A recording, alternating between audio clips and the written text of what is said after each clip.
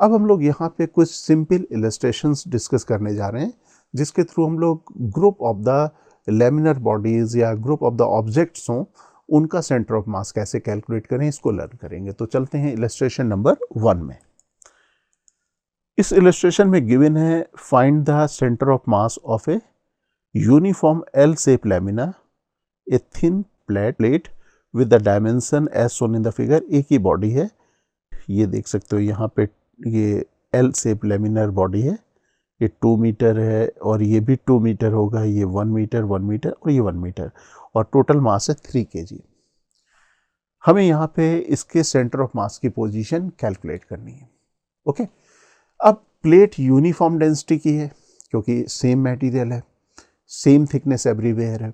इसका मतलब क्या हुआ, mass of the plate is proportional to the surface area of the plate, right. हम लोग कह सकते हैं कि जो भी मास होगा उसके सरफेस एरिया के प्रोपोर्शनल होगा। हम लोग यहाँ पे एरिया लिख लें, इसका A1 और इसका एरिया A2। हम लोग इनके सेंटर ऑफ मास की पोजीशन एरिया A1 और एरिया A2 की भी निकाल सकते हैं। कैसे, डायगोनल्स को ज्वाइन कर दें। अगर ये डायगोनल ज्वाइन करेंगे तो इसका सेंटर ऑफ मास C1 आ जाएगा, यहाँ पे डायगोनल्स ज्वाइन करेंगे तो सेंटर ऑफ मास C2 आ जाएगा। हम लोग यहाँ पे एज्यूम कर लेते हैं कि जो भी मास है इनके सेंटर ऑफ मास में कंसंट्रेटेड है। अब ये एरिया कैलकुलेट करना हमारे लिए बहुत आसान है। हम लोग देख सकते हैं कि ये जो नीचे वाला एरिया है ये रेक्टेंगल है, ये साइज है 2 और ये 1, तो इसका एरिया हो जाएगा हमारे पास 2 मल्टीप्लाइड बाई 1, और इसका एरिया ऊपर वाले का एरिया हो जाएगा 1 मल्टीप्लाइड बाई 1, राइट। और हम लोग को मालूम है कि यहाँ पे लेमिनर बॉडी है, मास यूनिफॉर्मली डिस्ट्रीब्यूटेड है, तो centre of mass will coincide with the centroid. तो अब हम लोग जो एरिया डिस्कस किया था वो लिख लेते हैं, A1 और इसका सेंट्रॉइड ये है, राइट। सेंटर ऑफ मास इस सेक्शन का यहाँ पे होगा, और ये A2 इसका एरिया 1 मल्टीप्लाइड बाई 1, इसका सेंट्रॉइड यहाँ पे सेंटर C2 है, और सेंटर ऑफ मास में ही सेंटर ऑफ मास में टोटल मास कॉन्सेंट्रेटेड होगा। ओके, अब हम लोग यहाँ पे फॉर्मूला यूज़ कर दें। अब मास के टर्म यूज़ करने के बाद हम लोग यूज़ करेंगे एरिया के टर्म। तो लिखते हैं x coordinate of the centre of mass, x coordinate कितना हो जाएगा, A1 x1 plus A2 x2 divided by A1 plus A2। Okay, अब वैल्यू रख लेते हैं। A1 की वैल्यू हमने कैलकुलेट की थी यहाँ पे 2 और A2 की वैल्यू 1। कोऑर्डिनेट्स भी मालूम है, वैल्यू सब्स्टिट्यूट करेंगे। कैलकुलेट करने के बाद ये वैल्यू आ जाएगी 5/6 मीटर। अब y कोऑर्डिनेट कैलकुलेट कर लें। ओके, y कोऑर्डिनेट में A1 A2 तो मालूम है, y1 y2 भी हमें मालूम है। y1 इज 1/2 और y2 इक्वल टू 3/2। तो यहाँ पे वैल्यू सब्स्टिट्यूट कर दें, कैलकुलेट करेंगे तो ये वैल्यू आ जाएगी 5/6 मीटर। इसका मतलब सेंटर ऑफ मास हमारे पास हो गया 5/6 metre and 5/6 metre. Let us move to the next situation. इस इलस्ट्रेशन में गिवन है 4 fried container shown in the figure sit on the deck of the container ship. The containers 1, 2, 3 each having the mass 5000 kg and size 4 meter, 2 meter, 2 meter. अब diagram में देख सकते हो container number 1, 2, 3 ये identical हैं। तीनों का मास है 5000 kg और साइज भी सेम है, लेकिन अलग अलग पोजीशन पे रखे हुए हैं। अब कंटेनर 4 की बात कर रहे हैं। कंटेनर 4 जो है उसका मास है 10,000 kg और इसका साइज है 4 metre, 4 metre and 2 metre. That means 4 metre along the y axis, 4 metre along the x axis and 2 metre along the z axis. Okay, question में पूछा हुआ है what are the x coordinate, y coordinate and z coordinate of the containers combined centre of mass. और यहाँ पे हमें coordinate system वही use करने हैं जो हमें डायग्राम में दिखाए गए हैं। हमारे पास ये जो एक्सिस है, एक्स एक्सिस है ऊपर की तरफ, वाई एक्सिस है राइट साइड में और जेड एक्सिस है इनटू द प्लेन। ओके, तो सबसे पहले तो हम लोग यहाँ पे जो कंटेनर्स हैं, यहाँ पे हम लोग एज्यूम कर रहे हैं कि मास इज़ यूनिफॉर्मली डिस्ट्रीब्यूटेड। अगर मास इज़ यूनिफॉर्मली डिस्ट्रीब्यूटेड तो सेंटर ऑफ मास उनके सेंट्रॉइड पे लाई करेगा। तो हम लोग सबसे पहले कंटेनर नंबर 1, 2, 3, 4 इनके coordinates of centre of mass लिख लेते हैं। सबसे पहले कंटेनर नंबर 1 के बारे में बात करें। देखते हैं कि इसका x कोऑर्डिनेट कितना होगा। x एक्सिस ऊपर की तरफ है, ये टोटल हाइट है 2, तो x कोऑर्डिनेट 1 मीटर होगा। वाई कोऑर्डिनेट की बात करें तो वाई एक्सिस में जो डिस्टेंस है 4 मीटर है, तो वाई कोऑर्डिनेट 2 हो जाएगा इसका मिडिल, और जेड हमारे पास इनटू है और ये 2 मीटर है तो ये 1 अंदर हो जाएगा, तो कोऑर्डिनेट हो जाएगा 1 2 एंड 1। अब कंटेनर नंबर 2 की बात करें जो येलो कलर से आप देख रहे हो, एक्स कोऑर्डिनेट इसका भी 1 मीटर होगा क्योंकि 2 मीटर हमारे पास टोटल हाइट है, और y कोऑर्डिनेट भी हमारे पास 2 मीटर होगा जैसे हमारे पास फर्स्ट का था, लेकिन यहाँ पे z कोऑर्डिनेट की बात थोड़ी अलग होगी क्योंकि ये 2 मीटर तो इसकी ये जो साइज़ मिल गई और ये इसका 2 का हाफ 1, तो 3 मीटर z कोऑर्डिनेट, तो ये 1 2 3 हो जाएगा। अब हम लोग थर्ड कंटेनर देखें। थर्ड कंटेनर में x कोऑर्डिनेट तो 1 मीटर रहेगा क्योंकि इसकी हाइट 2 मीटर है। y कोऑर्डिनेट की बात देखें तो 4 मीटर तो ये कंटेनर ने कवर किया और इसके बाद ये आ जाएगा 2 मीटर आ जाएगा, तो हमारे पास 6 मीटर आ जाएगा इसका y कोऑर्डिनेट, और z कोऑर्डिनेट अंदर की तरफ होगा, राइट। तो z कोऑर्डिनेट जो कंटेनर नंबर 2 का था वही कंटेनर नंबर 3 का होगा, राइट। कंटेनर नंबर 3 का हम लोग z कोऑर्डिनेट अब हम लोग लिख देते हैं, this is 1 6 and 3 metre, okay. अब हम लोग कंटेनर नंबर 4 की बात करें। कंटेनर नंबर 4 सबसे पीछे रखा हुआ है। एक्स कोऑर्डिनेट इसकी हाइट का हाफ 4 डिवाइडेड बाई 2 मीटर हो जाएगा, और वाई कोऑर्डिनेट अगर देखें तो ये ऐसे है तो 4 डिवाइडेड बाई 2 ये भी 2 मीटर हो जाएगा। अब जेड कोऑर्डिनेट के लिए इसकी 2 मीटर है तो 2 और 2 4 मीटर और प्लस 1 5 मीटर, तो आ जाएगा 2 2 5। ये हमारे पास फोर्थ कंटेनर का coordinate of centre of mass आ गया। अब मैं इन कोऑर्डिनेट्स को लिख लेता हूँ अलग। सबसे पहले हम लोग x coordinate of centre of mass निकालेंगे। X coordinate of centre of mass का फॉर्मूला होगा m1x1 plus m2x2 plus m3x3 divided by total mass m4x4 divided by total mass. अब हम लोग यहाँ पे वैल्यू रख दें। m1 हम लोगों को गिवन है 5000, m2 इज़ 5000, m3 इज़ 5000 और m4 इज़ 10,000, और यहाँ पे x कोऑर्डिनेट सभी के गिवन है। इस तरह से लिख देंगे, कैलकुलेट करेंगे तो ये वैल्यू हमारे पास आ रही है 7/5 मीटर। तो x coordinate of the centre of mass आ गया। अब चलते हैं y कोऑर्डिनेट के लिए, फॉर्मूला लिख लें। जो x कोऑर्डिनेट का था उसी तरीके से y कोऑर्डिनेट का फॉर्मूला होगा m1 m2 m3 5000 5000 5000 और ये m4 10,000 और y1 y2 y3 y4 ये गिवन है। यहाँ पे भी कैलकुलेट करेंगे, ये वैल्यू आएगी कैलकुलेट करने के बाद 14 डिवाइडेड बाई 5 मीटर। अब हम लोग जेड कोऑर्डिनेट की बात करते हैं, तो अब सेम सिचुएशन यहाँ पे हो जाएगी, y की जगह z हो जाएगा। ये फॉर्मूला आया, राइट।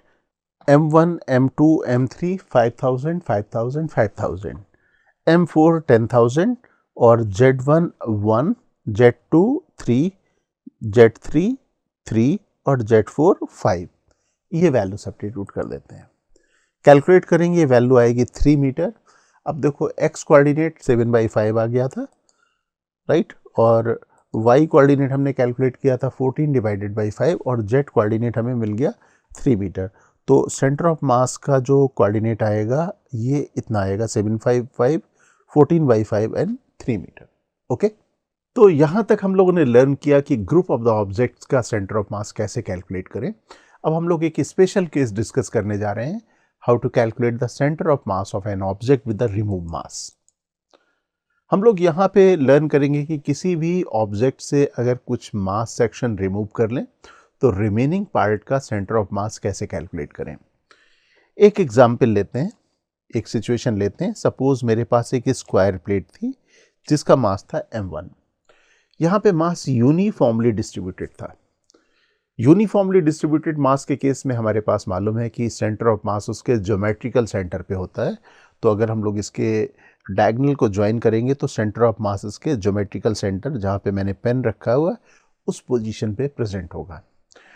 अब मैंने यहाँ पे एक सेक्शन कट किया, एक सर्कुलर सेक्शन जिसका मास m2 था, रिमूव कर दिया।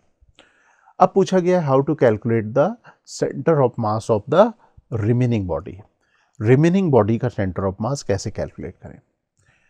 अगर यहाँ पे कंप्लीट अनकट प्लेट प्रेजेंट होती और उसके ऊपर M2 प्लेट अगर मैं यहाँ पे रख देता, M2 मास की प्लेट रख देता, तो सेंटर ऑफ मास कैलकुलेट करने के लिए हम लोग क्या करते, M1R1 plus M2R2 divided by M1 plus M2।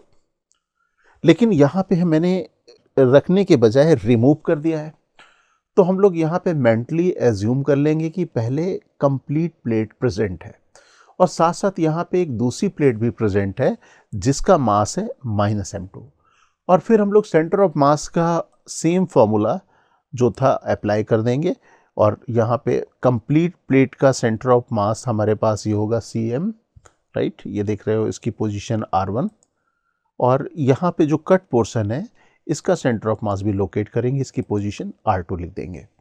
अब सेंटर ऑफ मास की पोजीशन लिखने के लिए हम लोग यहाँ पे लिखेंगे M1 multiplied by R1, right, R1 vector, और यहाँ पे लिखेंगे प्लस M2, लेकिन M2 की जगह यहाँ पे माइनस साइन लिखेंगे क्योंकि रिमूव किया हुआ है, तो यहाँ लिखेंगे -M2 multiplied by R2 divided by M1 minus M2, right, इस तरह से लिख सकते हैं। देख सकते हो यहाँ पे प्लस के बजाय माइनस साइन लिखा हुआ है। माइनस साइन क्यों लिखा हुआ है? बिकॉज हमने यहाँ पे ये सेक्शन रिमूव किया हुआ है, या हम लोग मैथमेटिकली एज्यूम कर रहे हैं कि हमारे पास यहाँ पे एक अनकट प्लेट भी प्रेजेंट है और जो प्लेट मैंने कट कर दी है उसी लोकेशन पे वो प्लेट भी प्रेजेंट है, लेकिन उसका मास है -M2। हम लोग इसको रीअरेंज करें, ऐसे लिख सकते हैं, ओके। और हम लोगों को मास मालूम है कि अगर मास यूनिफॉर्मली डिस्ट्रीब्यूटेड है किसी भी सरफेस में, तो mass is proportional to the area, या area is proportional to the मास।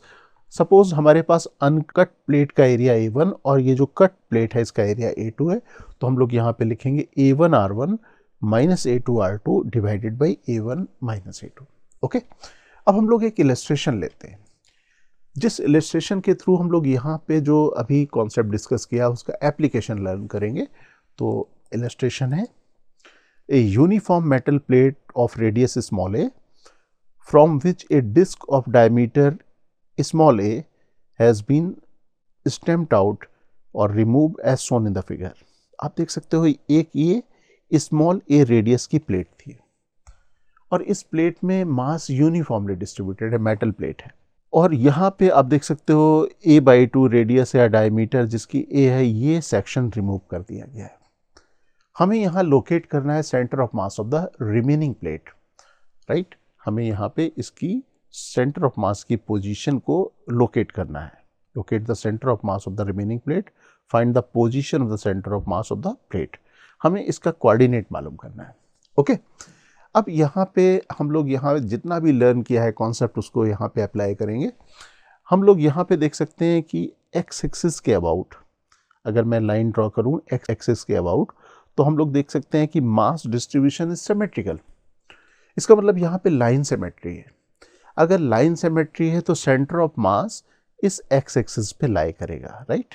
हमें वाई कोऑर्डिनेट कैलकुलेट करने की ज़रूरत नहीं, वाई कोऑर्डिनेट पर सेंटर ऑफ मास यहाँ पे 0 होगा।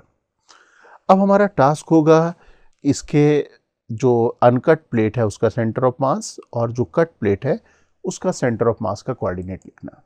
तो अब हम लोग यहाँ पे लिख देते हैं, एक चीज़ और करते हैं कि mass is proportional to the area, और यहाँ पे देख सकते हो रेडियस है स्मॉल a, तो इसका एरिया हो जाएगा πa², राइट। और जो कट पोर्शन है उसका रेडियस है a/2, तो इसका एरिया हो जाएगा πa²/4, राइट, a1 a2, तो ये लिख दिया πa² और इसका हो गया एरिया πa²/4। तो मास भी इसके प्रोपोर्शनलिटी में होगा। अब हम लोग फर्स्ट प्लेट है जिसको हम लोग अनकट प्लेट कह रहे हैं, उसका लोकेट करते हैं सेंटर ऑफ मास।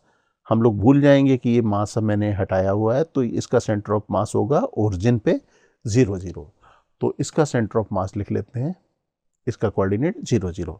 अब बात करते हैं जो कट पोर्शन है, मेंटली एज्यूम कर लेंगे कि ये इसी पोजीशन पे लोकेटेड है, मतलब इसको मैंने हटाया नहीं है, अभी मैंने रखा हुआ है, तो इसका कोऑर्डिनेट हो जाएगा x कोऑर्डिनेट a/2 और y कोऑर्डिनेट 0, तो इसको लिख देता हूँ a/2 और 0, ये तो हमारे पास होगा कोऑर्डिनेट। अब हमें मालूम है कि area is proportional to the मास।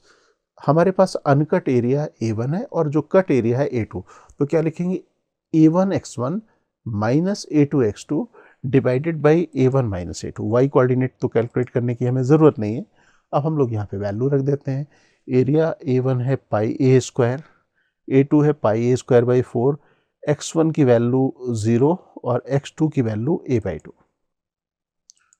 ये रख देते हैं, राइट। सिंप्लीफाई करेंगे तो माइनस A/6 आएगा। इसका मतलब क्या हुआ, coordinate of the centre of mass of the remaining part is minus A/6 and 0। Y coordinate आप देख सकते हो 0। एक इलस्ट्रेशन और लेते हैं। इस इलस्ट्रेशन में गिवन है figure shows the uniform disc of radius capital R from which a hole of radius R/2 has been cut out from left। ये देख सकते हो लेफ्ट ऑफ द सेंटर से ये R/2 रेडियस का कट किया गया है एक plate and is placed on the right of the centre of the disc. यहाँ से कट करने के बाद मैंने यहाँ रख दिया, राइट। और इसका सेंटर है माइनस R/2 एंड 0 और इसका सेंटर है जहाँ पे मैंने रखा हुआ है इस कट पोर्शन को R/2 0। तो हमें यहाँ पे centre of mass of the resulting disc calculate करना है। जो ये स्ट्रक्चर बन रहा है उसका सेंटर ऑफ मास हमें कैलकुलेट करना है, राइट। यहाँ डायग्राम रखते हैं। यहाँ पे भी देखते हैं कि यहाँ पे जो प्लेट है उसका mass distribution is symmetrical about the x axis. That means y coordinate of the plate will be 0। Y coordinate of the centre of mass of the plate system will be 0। मतलब इसका centre of mass x axis में lie करेगा क्योंकि ये x axis के about symmetrical है। Okay, अब ये यूनिफॉर्म थिकनेस की है। यूनिफॉर्म थिकनेस का मतलब क्या हुआ, मास डिस्ट्रीब्यूशन अगर सेम है, यूनिफॉर्म थिकनेस है, तो जो भी मास होगा that will be proportional to the area. अब हम लोग यहाँ पे पहले अनकट प्लेट का एरिया कैलकुलेट करते हैं। उसकी रेडियस है कैपिटल R, तो एरिया A1 इसका ले लेते हैं, तो इसका एरिया हो जाएगा पाई R² A1, ये हमारे पास हो गया। अब इसको सपोज मैं 2 कह देता हूँ जो मैंने कट किया हुआ है। रेडियस है R/2, तो ये कितना हो जाएगा पाई R/2 का whole square, that is pi R² by 4, right. अब ये जो मैंने कट पोर्शन है वो यहाँ रख दिया है, इसको मैं A3 कह देता हूँ, जबकि A3 की वैल्यू A2 की वैल्यू के इक्वल होगी। इस लोकेशन के एरिया को मैंने A3 कह दिया है, राइट, और A3 की वैल्यू इतनी होगी। अब मैं फॉर्मूला लगाऊंगा x coordinate of the centre of मास के लिए, क्या हो जाएगा A1 x1 minus A2 x2 और ये A3 x3। जैसा डिस्कस किया था A2 और A3 इक्वल होंगे, और ये A1 माइनस A2 और मैंने फिर A2 को यहाँ रखा, ये A3 बन गया। तो ये फॉर्मूला हमें यूज़ करना होगा। इस फॉर्मूले को लिख लेता हूँ नेक्स्ट पेज में और वैल्यू सब्स्टिट्यूट कर देता हूँ, राइट। हमें A1 मालूम है, A2 मालूम है और A3 A2 के इक्वल है। तो यहाँ पे x1 की वैल्यू 0, x2 की वैल्यू माइनस R/2 और x3 की वैल्यू हमारे पास R/2 पॉजिटिव साइन के साथ। अब इसको हम लोग सॉल्व कर लेंगे, सिंप्लीफाई करेंगे तो ये वैल्यू आएगी R/4। That means the coordinate of the remaining plate, या जो हम लोग कह सकते हैं कि रिजल्टिंग स्ट्रक्चर जो बन रहा है उसका coordinate of centre of mass होगा R/4 एंड 0, क्योंकि सिमेट्री की वजह से y कोऑर्डिनेट 0 आया था।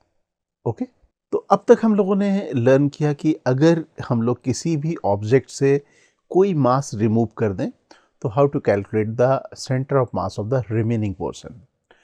सेंटर ऑफ मास में बहुत सारे क्वेश्चन ऑब्जेक्टिव नेचर के पूछे जाते हैं, जहाँ पे हमें इतने डिटेल कैलकुलेशन करने की ज़रूरत नहीं होती।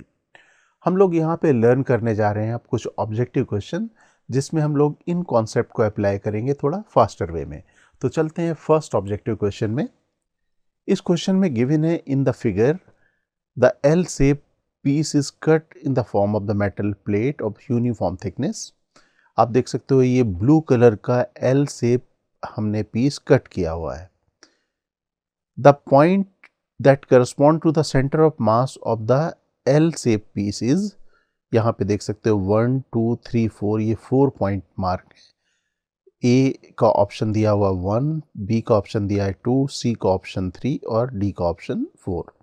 हमें यहाँ पे मालूम करना है कि इनमें से कौन सा पॉइंट 1 2 3 4 में कौन सा पॉइंट इस ब्लू कलर के एल शेप स्ट्रक्चर का सेंटर ऑफ मास को रिप्रेजेंट करेगा।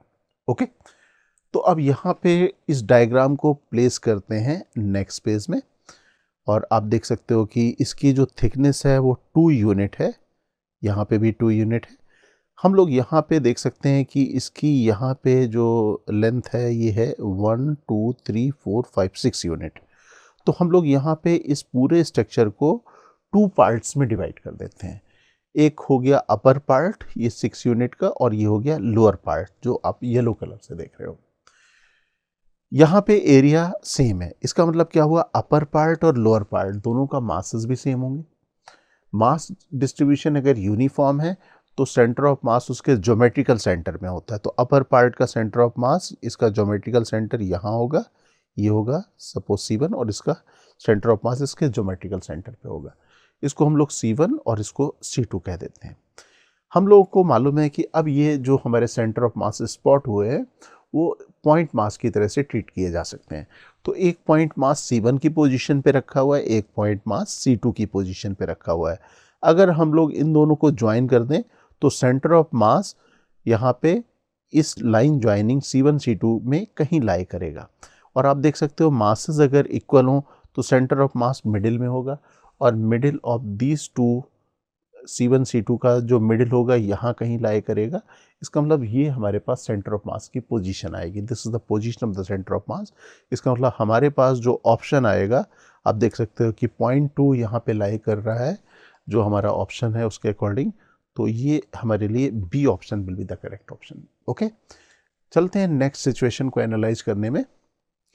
नेक्स्ट क्वेश्चन में गिवन है 5 uniform circular plates each of diameter b and mass small m are laid out in the pattern as shown। आप देख सकते हो ये 5 प्लेट्स हैं, आइडेंटिकल हैं, यूनिफॉर्म प्लेट्स हैं। उनका मतलब क्या हुआ, mass is uniformly distributed, centre of mass उसके ज्योमेट्रिकल सेंटर पे होगा। Using the origin shown find the y coordinate of the centre of mass of the 5 plate system. यहाँ पे 5 प्लेट सिस्टम का सेंटर ऑफ मास हम लोगों को मालूम करना है, और ऑप्शंस हमें गिवन है a b/5, b/3, C 4b/5 और D 2b/5। ये हमें ऑप्शंस गिवन है। हम लोग यहाँ पे इस स्ट्रक्चर को कॉपी कर लेते हैं नेक्स्ट पेज में, यहाँ पे राइट। हम लोग इसको एक सिमेट्रिकल स्ट्रक्चर फॉर्म कर लेते हैं। हम सिमेट्रिकल स्ट्रक्चर बनाने के लिए हमें एक प्लेट और रखनी होगी। एक्चुअल में ये प्लेट प्रेजेंट नहीं है, हमने मेंटली सोचा कि एक प्लेट और रखी हुई है। अगर एक प्लेट और रखी हुई है तो ये एक सिमेट्रिकल स्ट्रक्चर बन गया, और इसका सेंटर ऑफ मास हम लोग कह सकते हैं इसके सिमेट्री पे आएगा। जहाँ पे मैंने पेन रखा हुआ उसका सेंटर ऑफ मास उस पोजीशन पे होगा, राइट, यहाँ पे। और इसका कोऑर्डिनेट हम लोगों को मालूम है b/2 और b होगा।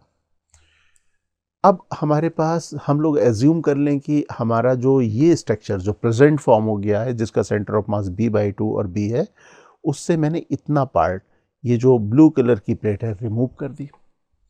और इस रिमूव प्लेट का सेंटर ऑफ मास आप देख सकते हो x कोऑर्डिनेट होगा b और y कोऑर्डिनेट होगा b और b 2b, राइट। ये हमारे पास रिमूव पार्ट है। तो अब रिमूव पार्ट का सेंटर ऑफ मास के लिए जो फॉर्मूला था हमारे पास था m1 r1 minus m2 r2 divided by m1 minus m2, right. जो हमारे पास अनकट पार्ट है, जो कंप्लीट पार्ट है, सिमेट्री है, उसमें 6 प्लेट है, तो उसका मास हो गया 6m। जो रिमूव पार्ट है उसका मास हो गया स्मॉल m। अब कोऑर्डिनेट्स हमें मालूम है, यहाँ रख देंगे दिस कोऑर्डिनेट, y कोऑर्डिनेट हमें कैलकुलेट करना है। अब इसे हम लोग कैलकुलेट करेंगे तो ये आएगा 4mb divided by 5m, mm cancel कर देते हैं तो 4b डिवाइडेड बाई 5 आ गया। अब ऑप्शन में देखते हैं कि कौन सा ऑप्शन हमारा करेक्ट होगा। हमारा सी ऑप्शन करेक्ट होगा, राइट। अब चलते हैं नेक्स्ट सिचुएशन में। नेक्स्ट प्रॉब्लम में गिवन है from the circular disc of radius 4r, 2 small disc of radius capital R R cut off. आप देख सकते हो ये 4r रेडियस की एक डिस्क है, और इससे r रेडियस और r रेडियस की 2 डिस्क कट कर दी गई हैं। हमें मालूम करना है centre of mass of the new structure. Options given है a, ये यूनिट वेक्टर के फॉर्म में गिवन है, b, c, आप डायग्राम में देख सकते हो, आप स्लाइड में देख सकते हो इनके options, d none of these given है। ओके, हमें यहाँ पे नए स्ट्रक्चर का सेंटर ऑफ मास कैलकुलेट करना। डायग्राम रखते हैं नेक्स्ट पेज में। ओके, सबसे पहले हम लोग यहाँ पे सिमेट्री आइडेंटिफाई करने की कोशिश करते हैं। आप अगर एक लाइन ड्रॉ कर दो ओरिजिन से पास होने वाली y = x, तो आप देखोगे मास distribution is symmetrical about this line. Okay, इसका मतलब सेंटर ऑफ मास इस सिमेट्री लाइन में कहीं ना कहीं लोकेटेड होना चाहिए। कहाँ लोकेटेड होना चाहिए? जिस समय मैंने कट नहीं किया था, ये डिस्क नहीं हटाई थी, तो सेंटर ऑफ मास ओरिजिन में था। अब हमने इसे कट कर दिया, तो सेंटर ऑफ मास जिस तरफ ज़्यादा मास होगा वहाँ शिफ्ट हो जाएगा। तो सेंटर ऑफ मास शिफ्ट होगा यहाँ पे थर्ड क्वाड्रेंट में, राइट? इस लाइन में ही रहेगा लेकिन थर्ड क्वाड्रेंट में। तो सेंटर ऑफ मास का कोऑर्डिनेट ऐसा होना चाहिए जिसमें एक्स और जो वाई कोऑर्डिनेट हैं दोनों नेगेटिव आए। हम लोग यहाँ पे ऑप्शन में देखते हैं, यस हमारे पास केवल एक ऑप्शन आ रहा है सी, जहाँ पे एक्स कोऑर्डिनेट और वाई कोऑर्डिनेट दोनों नेगेटिव है। दैट मीन्स थर्ड क्वाड्रेंट के करस्पॉन्डिंग। तो आंसर हमारे पास सी होना चाहिए, लेकिन इसे क्रॉस चेक करेंगे हम लोग यहाँ पे कैलकुलेट करके। हम लोग यहाँ पे अनकट प्लेट का एरिया एज्यूम कर लें A1, इसका एरिया A2 और इसका एरिया A3।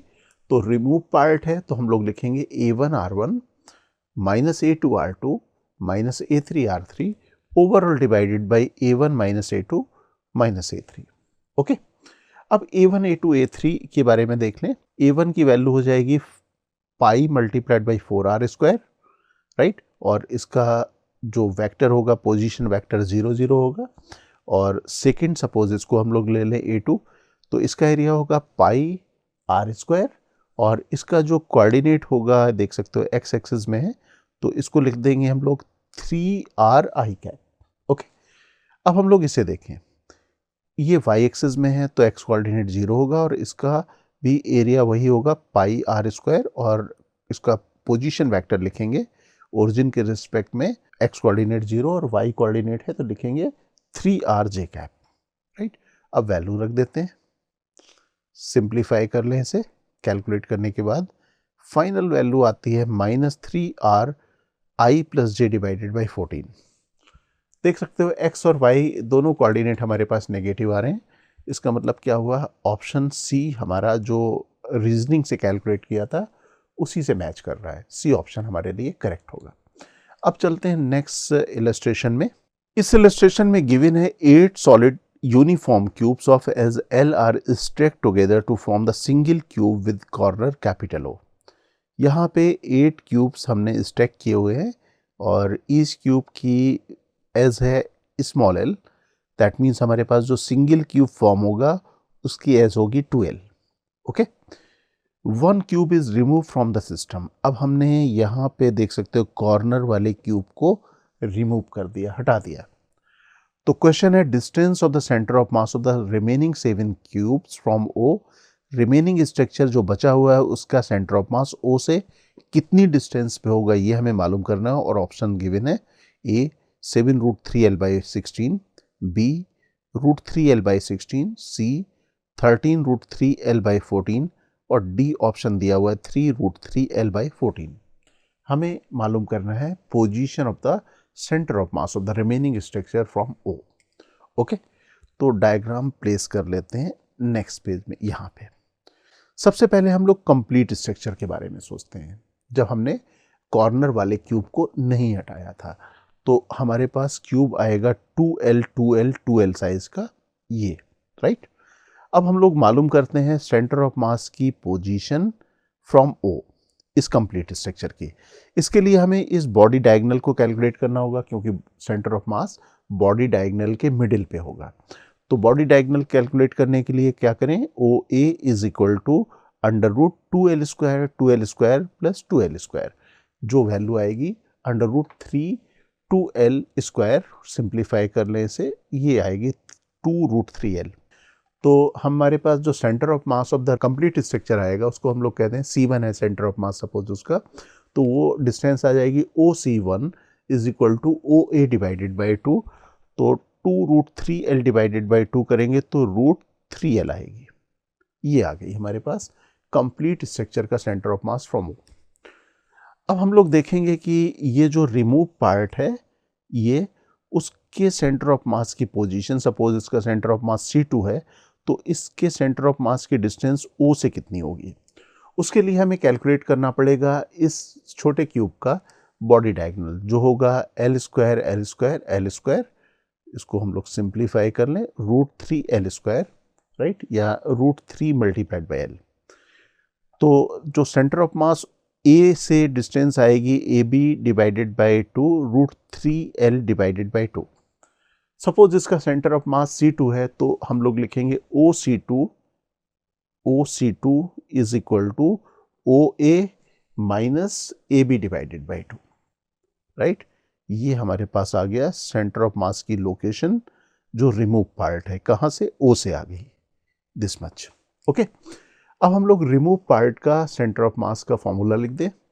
हम लोग लिखेंगे RCM is equal to M1R1 minus M2R2 divided by M1 minus M2, right.